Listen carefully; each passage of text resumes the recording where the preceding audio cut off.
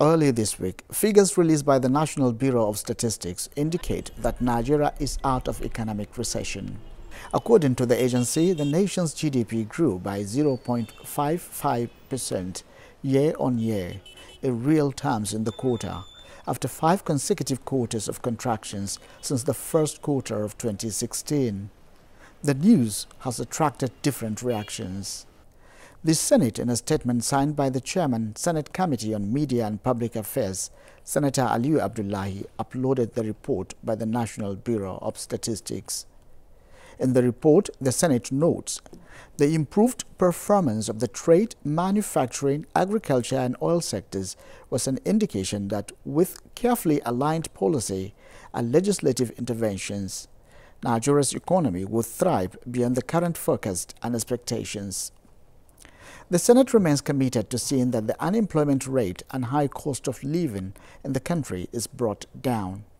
The Speaker of the House of Representatives, Honorable Yakubu Dogara, in a statement signed by his Special Advisor on Media and Public Affairs, Turaki Hassan, was gladdened by the news. In the statement, the Speaker promises that the House of Representatives will more than ever before set up its partnership with the Executive in this regard by introducing as well as supporting all measures designed to blossom the economy and put food on the table of all Nigerians.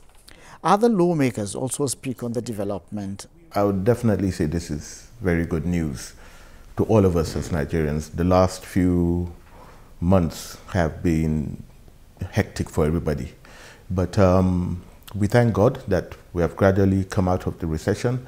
And I believe a lot more has to be done because it is not just in words to come out of a recession. The Nigerian people have to feel the impact of getting out of that recession, which, obviously means that we should see employment rising. We should see people with more purchasing power.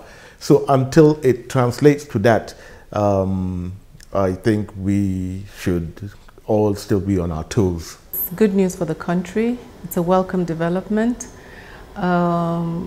It's something that's long overdue. I think if the government hadn't made so many mistakes initially, we would have gotten out of recession. We didn't even have to be in recession in the first place. But I'm glad the government has learned and they've retraced their steps. And the measures they're taking now seems to be working. For instance, I'm a member of the Committee on Banking and Currency, and we are told the CBN that the flexible exchange rate policy they had, the way they were operating it prior to now wasn't working. Manufacturers couldn't manufacture, prices of goods were very high, and then of course, they couldn't manufacture because they couldn't import even the chemicals and the products needed. The foreign exchange rate was way too high, and so we needed to stabilize the Naira, and I'm glad that the CBN has deliberately pumped in hundreds of millions of dollars, and I think that's one of the reasons why we're out of recession, that the money pumped in by the CBN to stabilize the Naira has gone a long way in stabilizing the economy as well, so it had a counter effect on the economy. They put forward their suggestions on how the momentum can be sustained. One of the major problems that we are facing in this country is the issue of youth unemployment. So I believe we should be looking at policies that will definitely stimulate employment and, like I said, purchasing power of ordinary Nigerians. And if you look at, I don't know what the current statistics is for the number of youths that we have in this country, but I know it's the highest in all age grade levels.